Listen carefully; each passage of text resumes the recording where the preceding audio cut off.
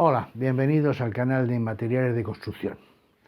En esta ocasión vamos a hablar de unas propiedades físicas que son muy importantes dentro de la construcción. Me estoy refiriendo a la permeabilidad de los materiales y a la capilaridad de los materiales. Y todo va relacionado con la tensión superficial de los líquidos. Tened en cuenta que los materiales que usamos en construcción no son impermeables y hay muchos en los que tienen una cierta o una alta permeabilidad y se cuela el agua a través de su masa. Igualmente hay materiales que por capilaridad asciende la humedad gracias a la tensión superficial, produciendo humedades en el interior de los edificios. Por eso vamos a hablar hoy de estas tres propiedades fundamentales: permeabilidad, tensión superficial y capilaridad. Empezamos. La permeabilidad es la propiedad que tienen ciertos materiales, ciertos cuerpos hechos de material, por la cual se dejan atravesar por los líquidos según el grado de presión y la temperatura a la que están sometidos estos materiales. La permeabilidad de un material aumenta al elevar la temperatura, así como la diferencia de presión, y disminuye al aumentar el espesor del material o disminuir el radio medio de la red capilar de sus poros. Cuanto más caliente, cuanto mayor temperatura tenga el líquido, mayor permeabilidad tiene el material. Cuanta más presión, también mayor permeabilidad. Por eso, hay veces que nos preguntamos cómo es posible que se hagan las presas que retienen el agua para el suministro humano de hormigón, cuando el hormigón es un material permeable. Pues simplemente se hacen porque el espesor de esas presas de varios metros conseguimos que la red capilar de poros del hormigón no tenga conexión de la cara que está en contacto con el agua a la cara exterior de la presa. La velocidad con la que un fluido atraviesa el material depende de tres factores básicos que ya hemos dicho. Por un lado está la porosidad que tenga ese material y la estructura de ese material. Por otro lado, la viscosidad del fluido considerado. Esta viscosidad depende de la temperatura. Si vosotros cogéis aceite y lo echáis en una sartén, bueno, tiene una viscosidad bastante importante. Sin embargo, según va tomando temperatura la sartén, la viscosidad de ese aceite va desapareciendo, va disminuyendo y se queda más fluido, más líquido. Y por último, es la presión, otro de los parámetros que influyen, a la que están sometidos ese fluido, la presión atmosférica normalmente. Para ser permeable, un material debe ser poroso, evidentemente. A su vez, los poros deben estar interconectados para que el fluido disponga de caminos, canales, para pasar a través del material. La porosidad tiene gran importancia en los materiales que están expuestos a la intemperie, debido a el efecto de las heladas, puesto que el agua que se encuentra en el interior de los poros, al helarse, produce un aumento de volumen y agrieta el producto, agrieta el material y disminuye consecuentemente su resistencia y la durabilidad de ese material. Los materiales compactos en general son mucho más resistentes, pues absorben muy poca agua. Por eso intentamos siempre, sin conseguirlo, que los hormigones, los morteros sean lo más compacto posible. Lo ideal, impermeables. No se consigue, pues lo más compacto posible, para disminuir ese posible ataque del hielo por la permeabilidad de estos materiales.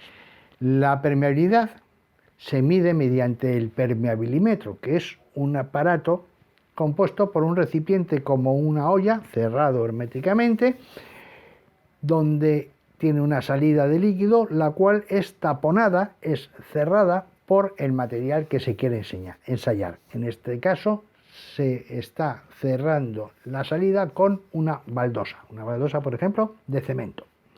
Se añade agua hasta 10 centímetros de espesor por encima del nivel de la baldosa y se da presión de aire hasta 0,5 kilos por centímetro cuadrado de presión.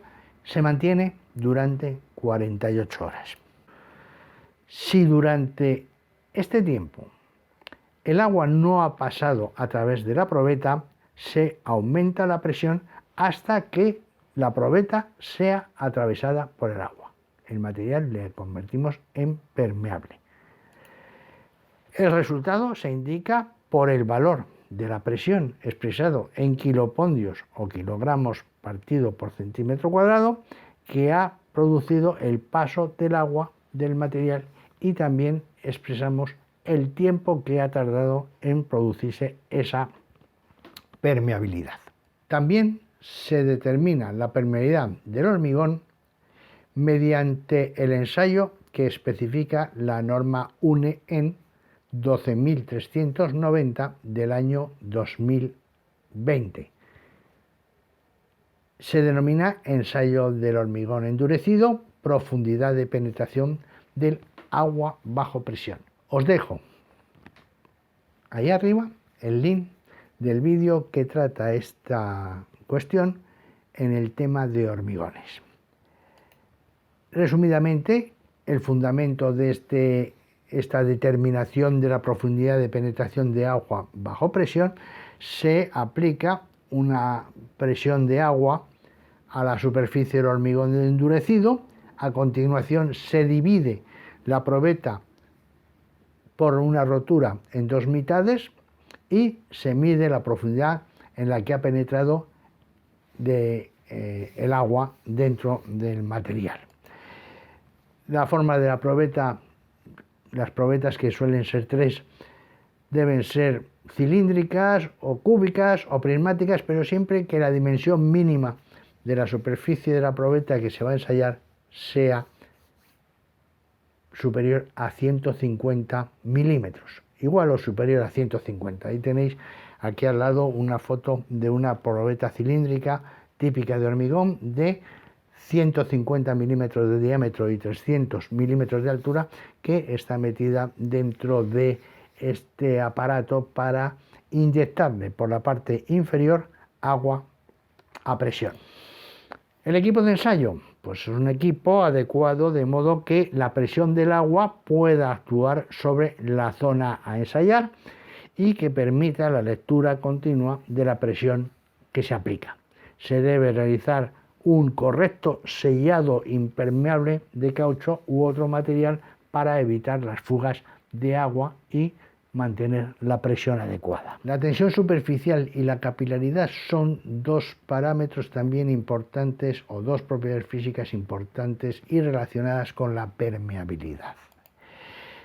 La superficie libre de un líquido se comporta como si estuviera recubierta de una finísima membrana elástica.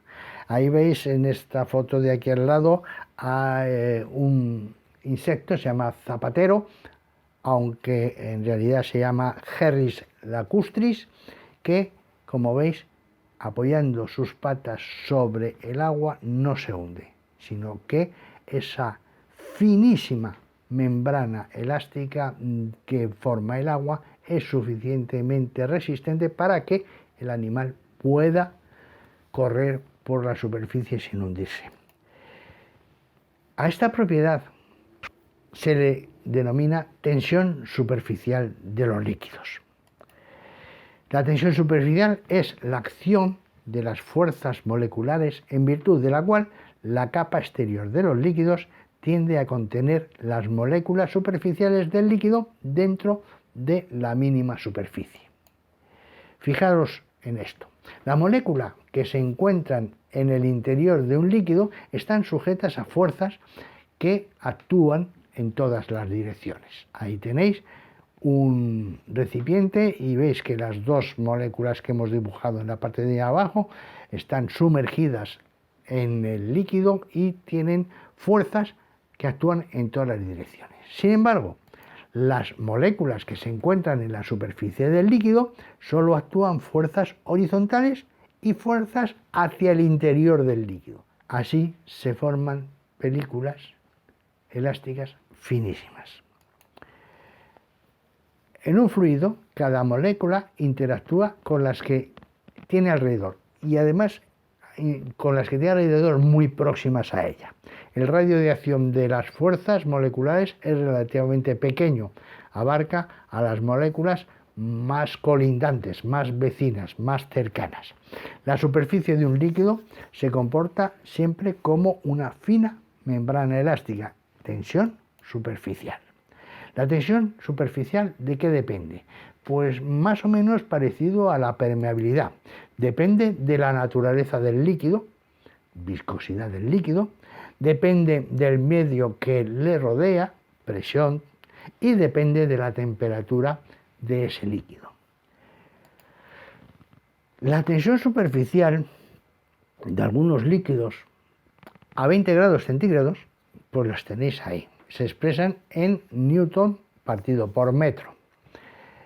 Como veis en ese cuadro, la tensión superficial de estos, la más alta es la del agua, 72,75 por 10 a la menos 3, o sea, 0,07275 newton por metro cuadrado. Existen materiales que tienen una tensión superficial superior, como es, por ejemplo, el mercurio. Si aumentamos la temperatura del agua a 100 grados, la tensión superficial del agua ya no es 72,75 por 10 a la menos 3, es bastante menos. Si echamos jabón, la tensión superficial disminuye. Y como veis, de todos los materiales, aceite, acetona, alcohol, benceno, glicerina, la tensión superficial más alta es a 20 grados la del agua. La tensión superficial no se limita a la superficie libre de los líquidos. También existe en la superficie de contacto de dos líquidos inmiscibles que no se pueden mezclar. Todos hemos visto agua y aceite. Entre el agua y el aceite existe la tensión superficial de ambos líquidos. La superficie curva que se produce cuando un líquido se coloca en un recipiente se denomina menisco. Cuando ese tubo, ese recipiente es de poco diámetro, pues vemos que puede ser un menisco cóncavo o un menisco convexo, teniendo en cuenta que la fuerza de tensión superficial, tensión es fuerza, tensión en la superficie, es lo que en estos dibujos que tengo aquí al lado denominamos como T mayúscula, que forman un ángulo con la pared del recipiente. En los líquidos ligeros como el agua, el menisco es cóncavo. En el caso del agua, el menisco es cóncavo y además sabemos que el líquido moja las paredes del recipiente. Cuando el menisco es convexo, es característica de líquidos pesados, como el mercurio, en cuyo caso, como veis, el menisco es convexo, no cóncavo, y el líquido no moja las paredes del recipiente. La tensión superficial de los líquidos es la responsable de la ascensión de estos líquidos en recipientes de muy pequeño diámetro. Tan pequeño que podemos asimilarlo a un capilar. A este fenómeno de ascensión de líquidos por recipientes de muy pequeño diámetro se le llama capilaridad, debido a que los tubos, los recipientes, son de diámetro muy pequeño, como un cabello capilar, no más de 2 milímetros de diámetro.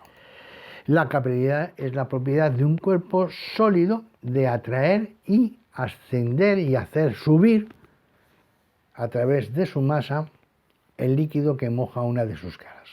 En estas dos fotos que tenéis, veis, en una de ellas es una habitación que ha tenido humedades por capilaridad y ha desconchado la pintura, y en la otra una valla de una finca donde al cabo de los años y por capilaridad ha ido subiendo la humedad en ese zócalo de ladrillo, y como está a la intemperie, a base de congelación y descongelación, se ha ido erosionando, habiendo desaparecido prácticamente el ladrillo de ese zócalo.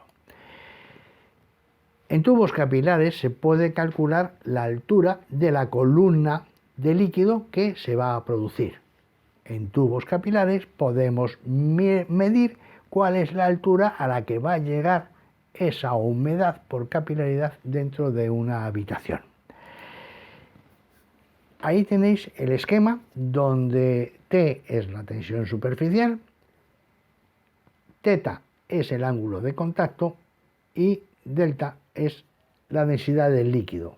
Si es agua, pues la densidad la conocéis todos. Descomponiendo, aquí hay una cosa muy clara. El menisco, en este caso cóncavo, llegará hasta una altura tal en que la fuerza de ascensión sea igual a el peso de la columna de líquido. Luego, la columna de líquido llega gracias a la tensión superficial de ese líquido. Si descomponemos la tensión superficial con las componentes verticales, esta F minúscula, pues tendremos que F minúscula es igual a la tensión superficial, al valor de la tensión superficial por el coseno de θ. F mayúscula será ese área de la circunferencia de ese capilar multiplicado por la F minúscula.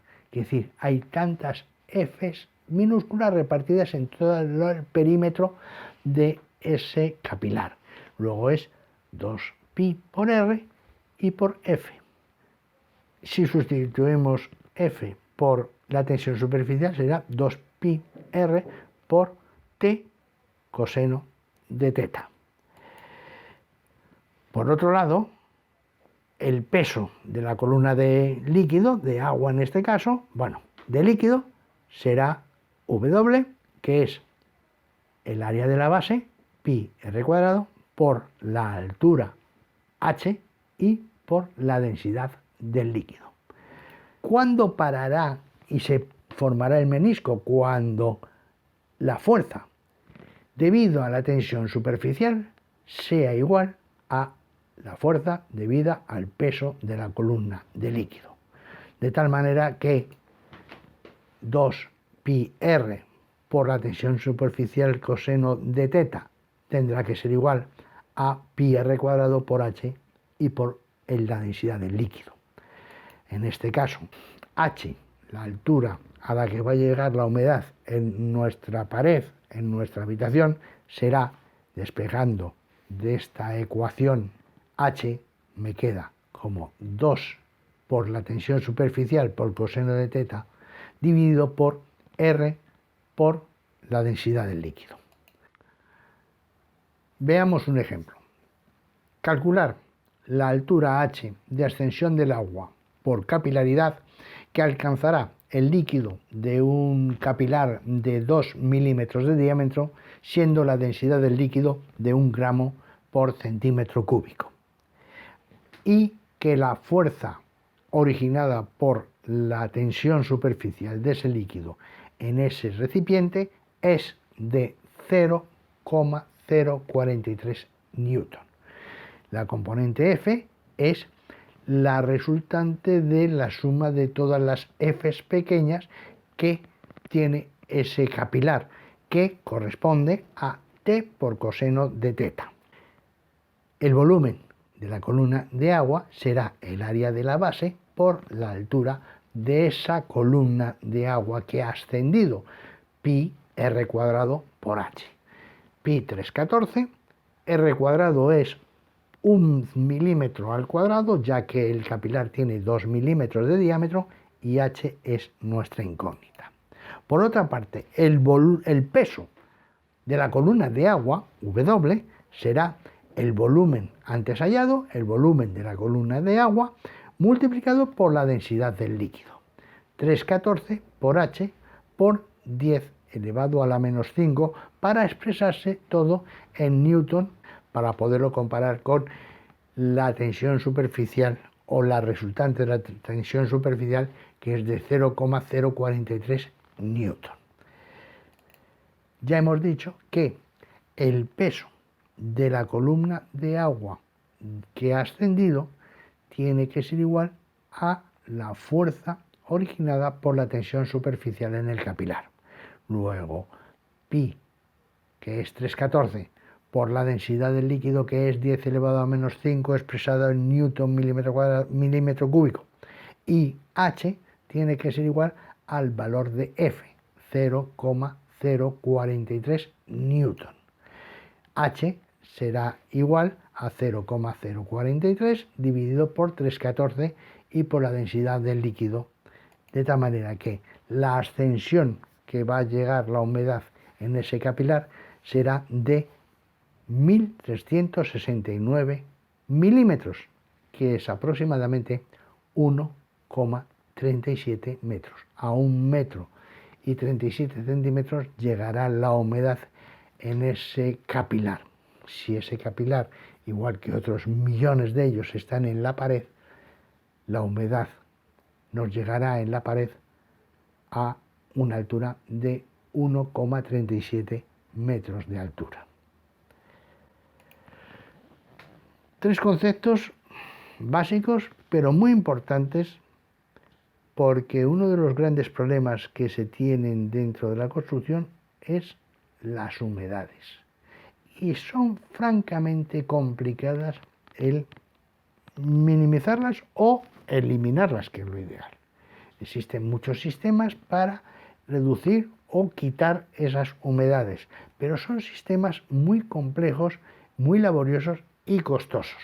No vamos a entrar en ellos, evidentemente, porque no es el tema de este canal. Es más un tema de construcción, de ingeniería, de obras públicas, de otra asignatura. Pero podéis indagar, que hay mucha bibliografía sobre este tema. Bien, pues esto es todo por hoy. Espero que os interese el tema, que sigáis estudiando y ampliando conocimientos, y os espero en el próximo vídeo. No faltéis, que paso lista.